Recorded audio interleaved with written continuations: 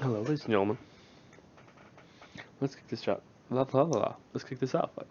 You know, I guess. Um, let's see if I can just move my PC.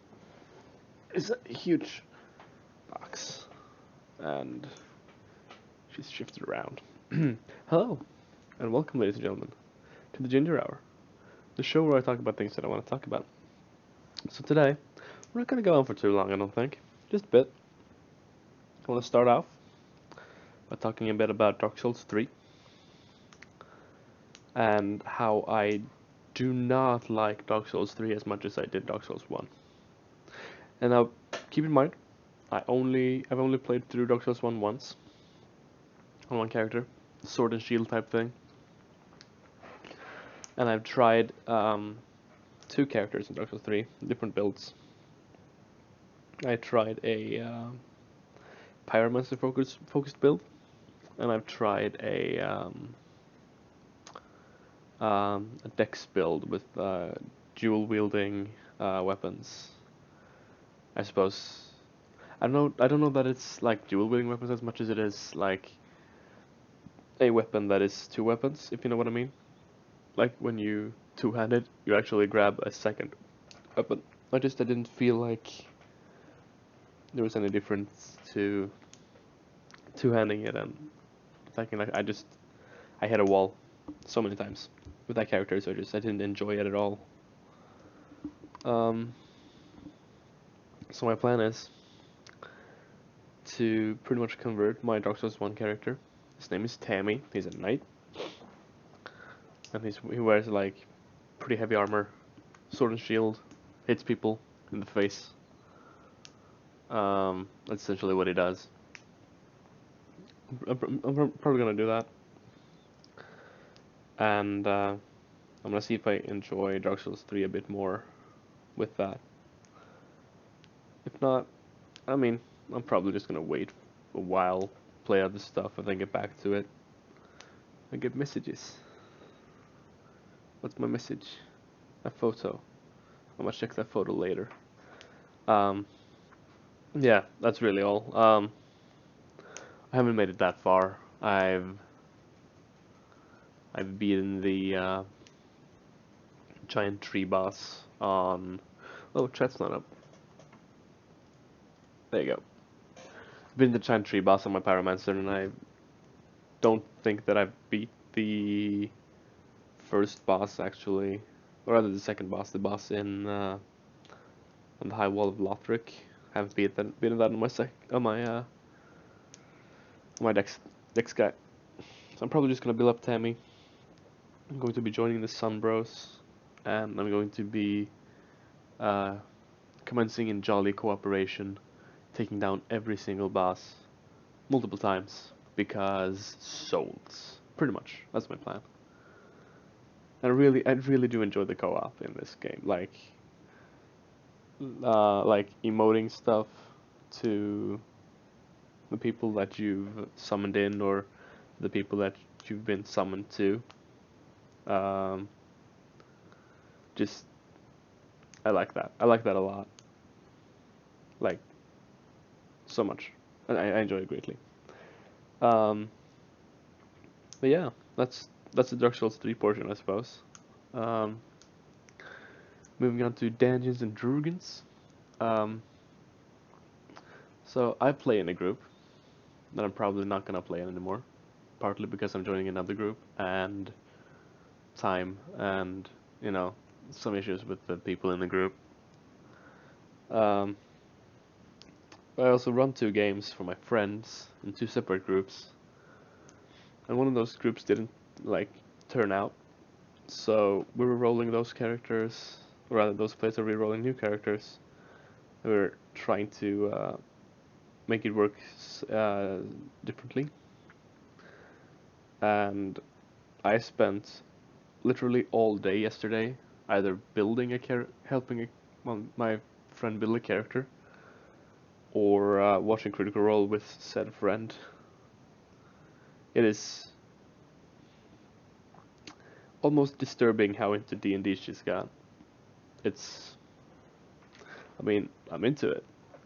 I'm I like when people like things that I like, but she's crazy into it. I mean, I introduced her to Critical Role last, I think, Wednesday or Thursday. Keep in mind these are 3-hour episodes. Um, like at a minimum 3 hours, and she's on episode 9 right now, I think. So that's 9 times 3 hours, 21 hours in the past like 4 or 5 days. That's crazy. She's a massive nerd. I'm so happy because I knew that like since I met her. We've been friends for almost 2 years now. Maybe a year and 9 months or something. Um, and I've always known like this girl is a massive fucking nerd, and she just recently started admitting to it, and I'm like, yes, yeah, it feels good. But yeah, I'm into Dungeons and Dragons. It's really fun. If you have any sort of opportunity to play Dungeons and Dragons, and if you haven't, do so. It's really, really fun. If you're curious about Dungeons and Dragons and you don't know necessarily that you want to get into it, or that you're like unsure whether or not you want to play, or if you have anyone to play with, um, I would recommend you I would recommend you checking out Critical Role for one. A bunch of voice actors playing Dungeons and Dragons is really good. I would recommend you check out anything over at Real Roleplay on YouTube. We have stuff like Mirror Shades, which isn't Dungeons and Dragons, actually Shadowrun, but it's really, really good. We have things like the West Marches, which is actually D&D 5e. Age of Rebellion, I think it's called. Age of Power. I'm looking it up. Hang on. It's on ItMeJP's channel. Let's see. On YouTube. The channel is called ItMeJP. Yeah, Balance of Power it's called. It's a Star Wars RPG. I don't understand the dice at all, but it's a pretty cool show. And there's a bunch of cool people on there. What's his called? What's his name? Fuck. What's the GM called for Mirror Shades? Adam Coble. Adam Coble is on there. Stephen Lumpkin. Sean Platt's been on one show. Dodger Lee. Strippin. Total Biscuit was on the Warhammer 40k one. Jesse Cox is on the Balance of Power one, and I think he's been on West Marches at some point. You know, stuff like that. It's overall very, very good. Very, very good stuff. I've taken somewhat of a hiatus from roleplay because I watched all the Mirror Shades, and I'm like, it's been so much. And I want to do some other stuff now. Like, I want to play some video games, and I want to go do archery and stuff like that. Yeah, check those out. I think Yugs Cast have High Rollers, I think it's called. I think that's a Yugs Cast anyway. Then we have D&D Babes. We have RP Gentleman. All good. RP Gentleman for reals has a character which is sentient bags of trash. So, I mean, I'm just saying, you might want to check that out. I'm pretty sure that's RP Gentleman anyway. It's been a while. I only listened to 2 of those. Not saying they weren't good. I'm just I want to do other stuff too. But yeah, Dungeons and Dragons is hella fun. I recently found, I think I talked a bit about this at the end of my last stream, which was Paragon. You can check that out in my BODs. I'm pretty sure it should still be there. I found a PDF by Wizards of the Coast, which is essentially made it so that you could use D&D 5e and have it on the plane of Zendikar from Magic. So like there were races and there were like monster examples and like what monsters from the monster manual you could use in like as a placeholder for these monsters. You could just describe them visually different, but they have the same stats and whatever. That was really fun. I'm really into Magic, and that brings me over to my next and probably final point. Probably the longest point, but it's probably the final point. Um, Magic the Gathering's latest set, Shadows of Innistrad, was released a couple of weeks ago. I opened my usual display box and fat pack of cards, and I've got a fair few neat things. I haven't built a lot. I'm probably gonna build at least 3 decks: a werewolf deck, a human deck, and probably a spirit deck. Spirits because I'm into blue. I really like blue. Blue usually correlates very nicely with white. A lot of spirits are white, and a lot of cards that interact with spirits are white. There's some black stuff in there that I might throw in. I might build a 3-colored spirit deck. Humans, because I traded for, I believe her name is Sigarda Heron's Grace or something. This looks like, oh my god, my chair is creaky. I'm just gonna lock it up like that. Boom. Sigarda Heron's Grace. Yeah, that's her. Is she a reprint? Heron's Grace is from this set, and we have Host of Herons from previous sets. Alright, Heron's Grace is what I have. Yeah, she's really good synergy with humans. Humans you control have hexproof as well as I do, and you can just exile cards from your graveyard to get humans tokens. She's just a very alright card. Hexproof is just a very solid ability, especially if all of your shit has it. And I'm building a werewolf deck because werewolves are fucking dope, and I got a good size of cards. But I haven't built a whole lot of this because I don't have my sleeves. I've ordered them. I don't have them yet.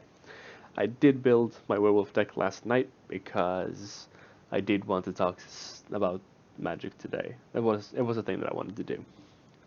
I also drew the new Jace card, which is bonkers, and I did draw a bonkers spell as well as sorcery. Target opponent's discards the top 13 or so cards of his or her library. The spell enters my graveyard because it's a sorcery, and I can cast from there as a 1/1 or a 2/2, whatever, which can't be blocked. Whatever, it has Skulk, I believe. And when it deals combat damage to a player, I get to take it up to my hand, and when I do, I flip it, and it's a spell again. So I'm gonna put both Jace and that card into my mill deck. I never get to play my mill deck, but they are super good in there. So, moving on, I built my werewolf deck. Now I want you to know that this deck is not necessarily very good.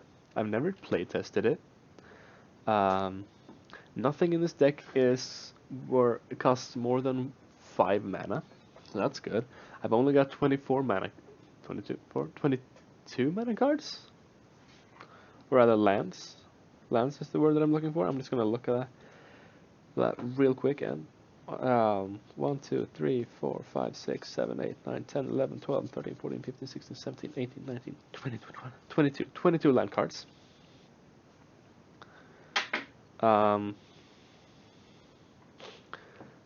And my mana curve, it's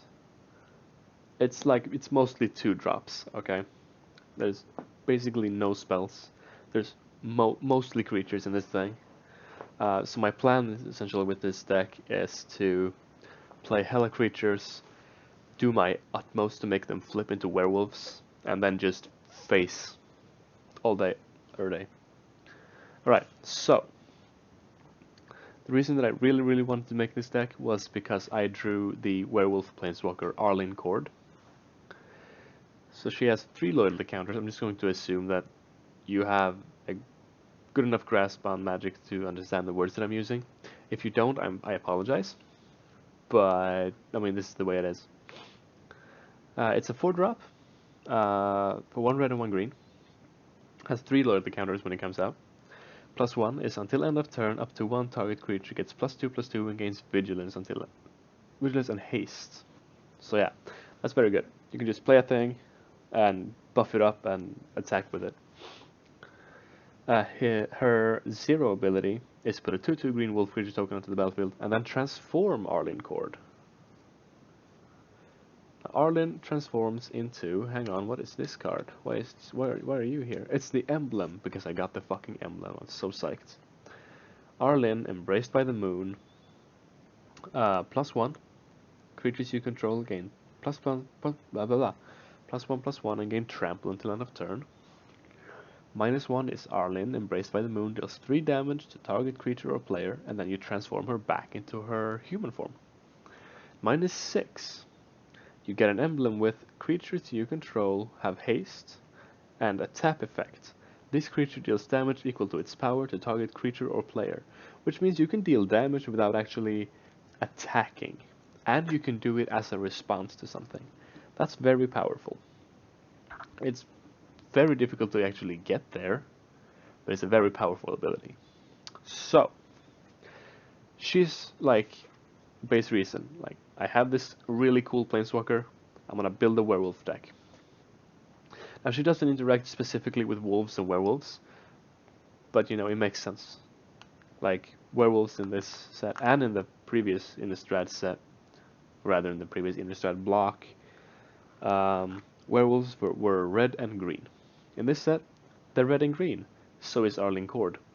I'm considering relocating, or rather moving back and forth, my Xenagos the Reveler planeswalker, solely for his ability to give me a bunch of mana, so I can just swarm the board, which is actually not that good for me because my werewolves shift back into humans if I just cast a bunch of spells.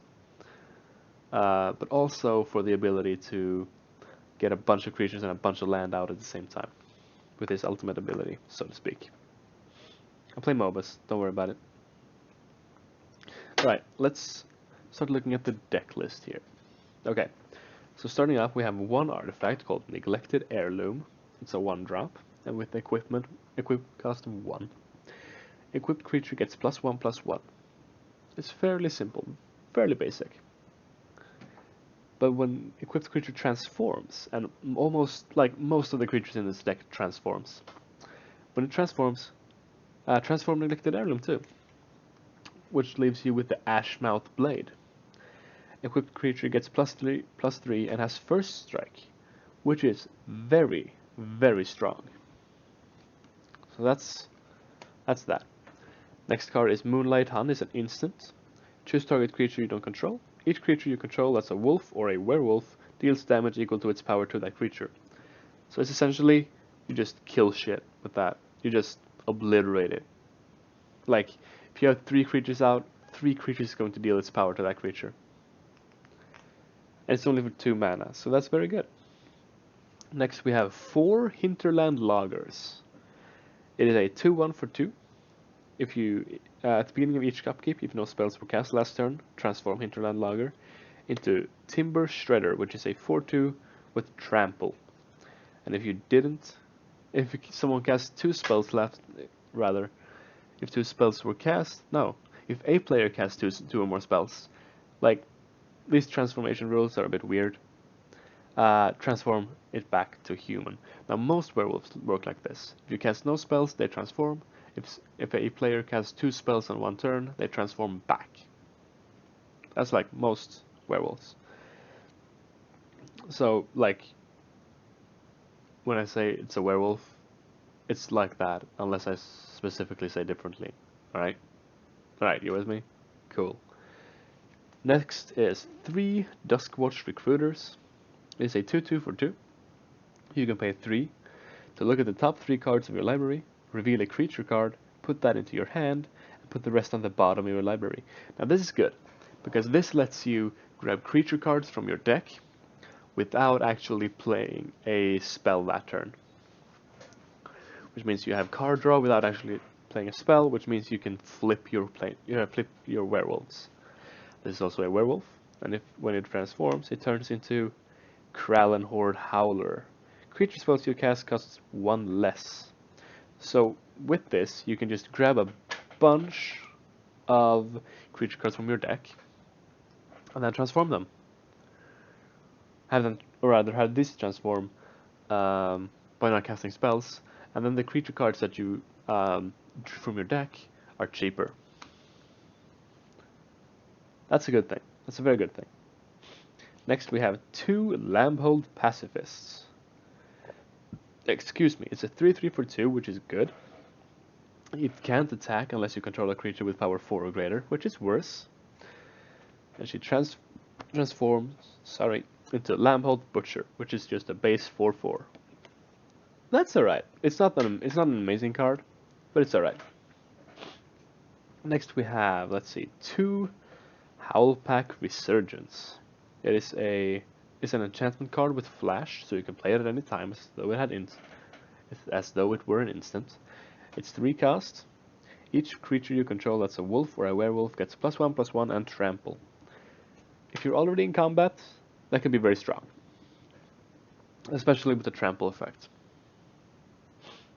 Next we have a rare card. This is exciting.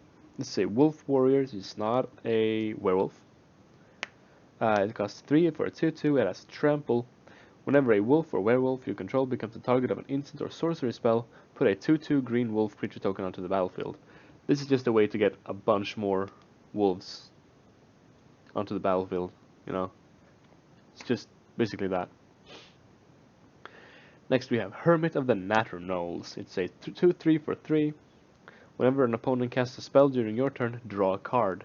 This is good, because what you want to do is deter your opponents from actually casting spells. And if you draw cards from them casting spells, they're not going to want to cast spells as much, right? So if you transform Hermit of the Natter Knoll, it becomes Lone Wolf of the Natter Knolls. Whenever an opponent casts a spell on your turn, draw 2 cards. Now, what could happen, what is very possible that could happen, is that the opponent would just cast so many spells so that you would just have to draw too many cards, mill yourself out, and just discard a bunch. That is a risk. That is a very real risk. But drawing cards off of other people casting spells is just very subtle. Very solid. Next we have a Cult of the Waxing Moon. Whenever a permanent you control transforms into a non-human creature, put a 2/2 green wolf creature token onto the battlefield. So if you have a bunch of stuff on the battlefield that transforms, you get a bunch of shit. Now this is not a werewolf, it is a human shaman. It's a 5/4 for 5. Second rare, it is a Sage of Ancient Lore. It is a 5-drop. Sage of Ancients Lore, and Sage of Ancients Lore's power and toughness, that's difficult to say, are equal to the number of cards in your hand, which synergizes with the Hermit of the Natter Knolls. When Sage of the Ancient Lore enters the battlefield, draw a card, so that it doesn't die when you actually play it if it's the last card you have. And then it can transform because it's a werewolf. It turns into Werewolf of Ancient Hunger. It has Vigilance and Trample, and its power and toughness are each equal to the total number of cards in all players' hands, which is bonkers strong in a multiplayer format. I got a message. Who sends me a message? From the same friend who sent me the picture. I'm gonna check that out later. I'm doing a show, right? So, Sage of Ancient Lore, stupid powerful. If your opponent doesn't just, kill it, that's a real risk. Next we have 3 Solitary Hunters. It's a 3/5 for 4, and it becomes a 5/6. It's very baseline. It's pretty much there just to fill out the deck, get us some more bit stronger stuff. Then we have 2 Village Messengers, just a very good turn 1 play. It's a 1/1 with haste for 1 red, and you you can transform it, turning it into a 2/2 with Menace. That's just a very solid card. Next we have 4 Ember Eye Wolves. It's a 1/2 with haste for 2. Oh my god, I just dropped all of my things. There we go, it's fine.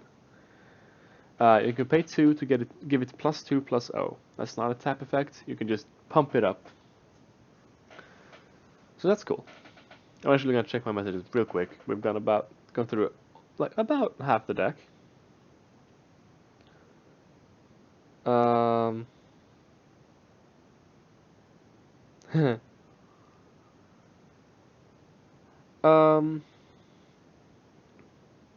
Yeah.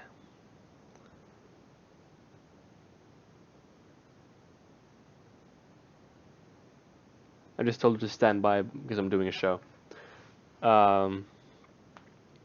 She's gonna buy the fucking PHP. I'm so excited. Maybe that's gonna inspire the other players to also buy PHPs.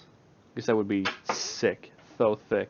We've actually gone through a bit more than half of the deck because I'm separating the lands out because reasons. Next card is a Kessig Forgemaster. Actually, we have 2 of those. It's a 2/1 for 2.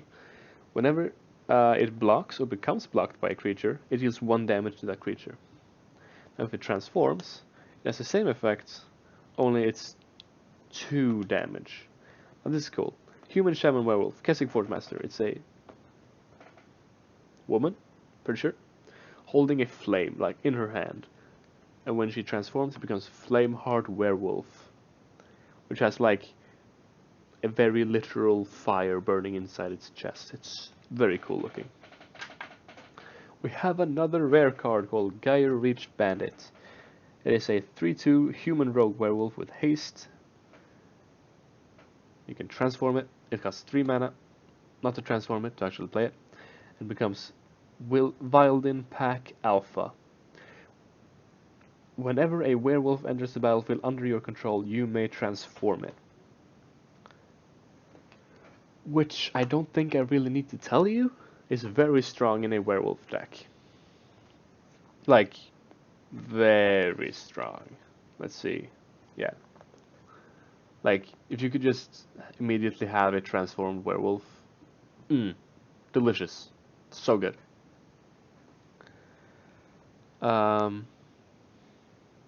Next card is a 3-cost, 2 of which have to be red.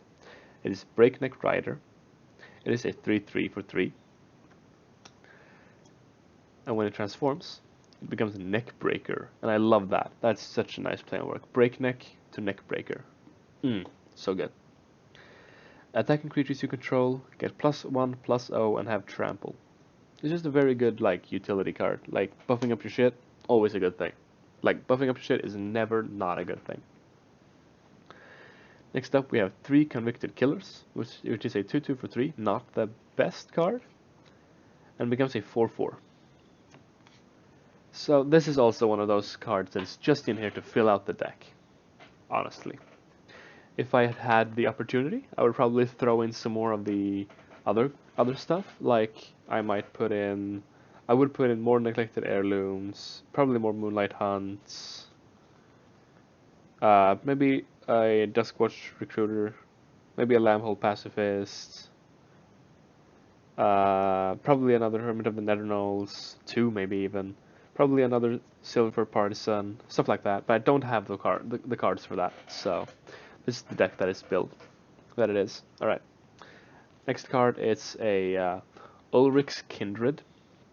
It's a 3/2 with trample, and you can pay 4 to give target attacking wolf or werewolf indestructible until end of turn, which is just very, very good. I don't think I have any more Ulrich's Kindred, so it's the only one in the deck.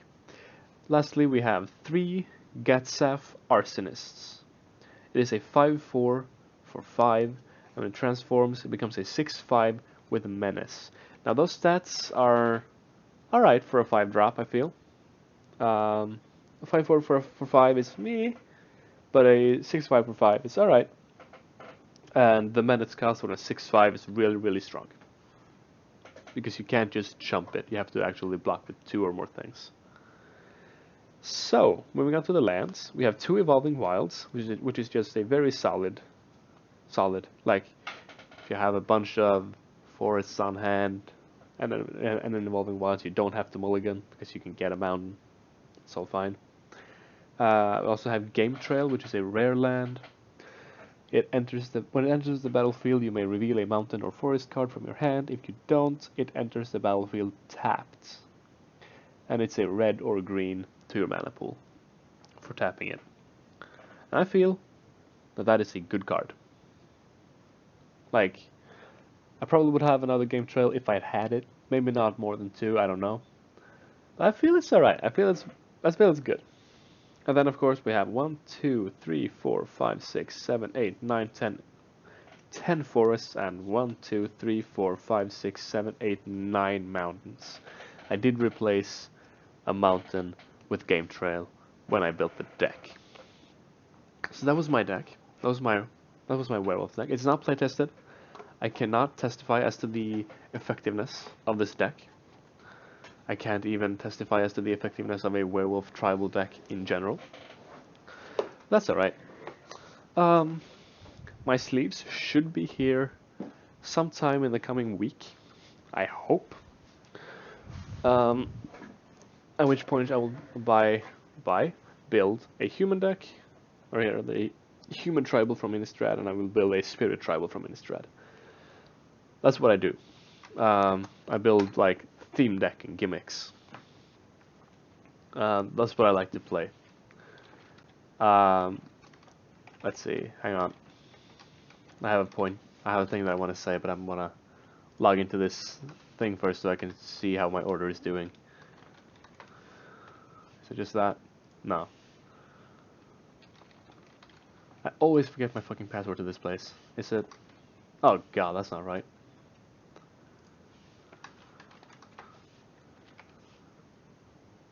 Nope.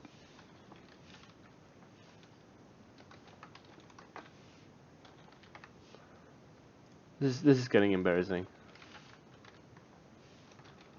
Is it just that? No, okay. I forgot my password. Fuck it. I do this every time I want to log into this place. Like, every single time.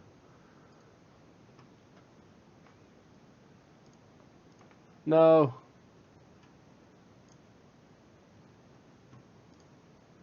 Alright, let's see. That's my new password.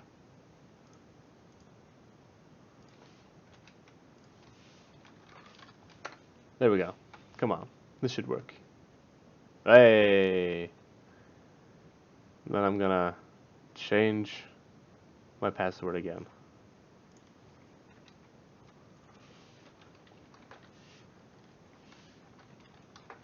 I should be able to remember this. Maybe.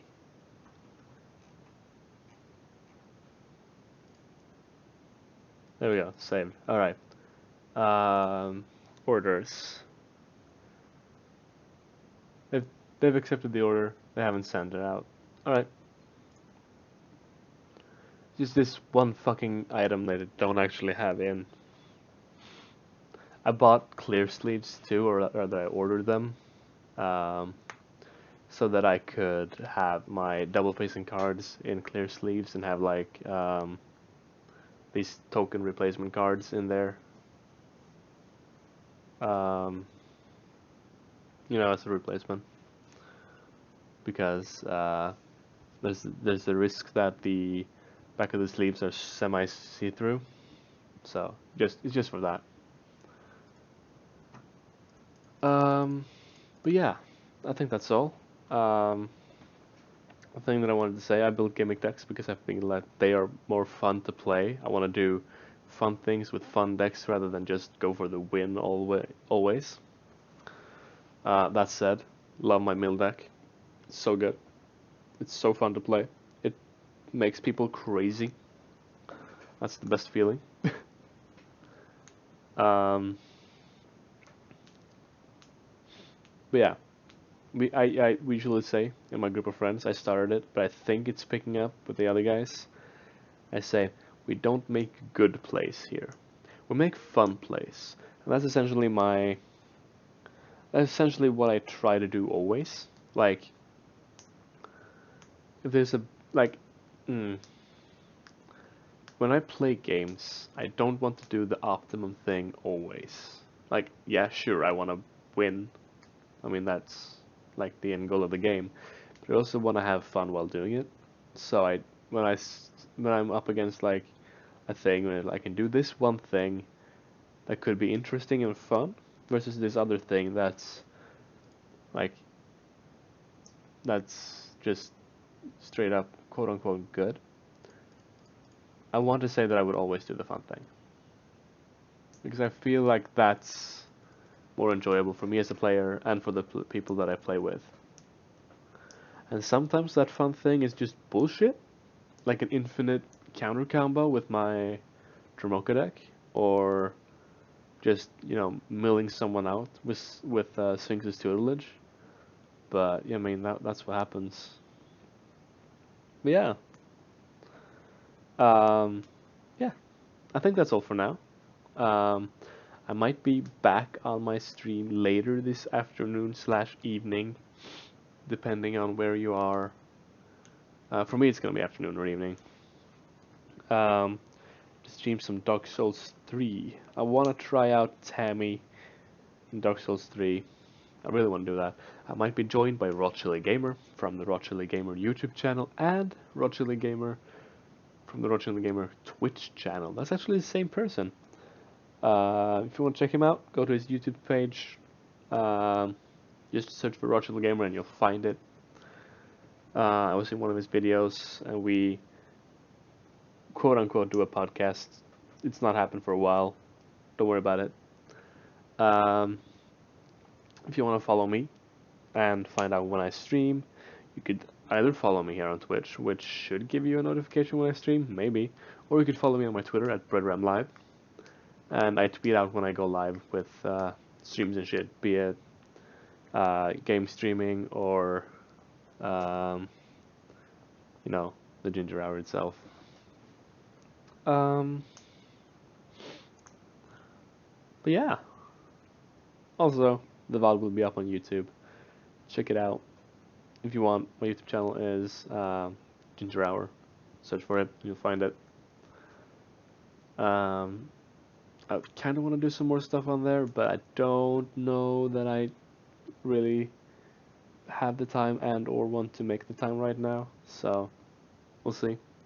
I enjoy streaming so far, so I might just focus on that for a while. But yeah,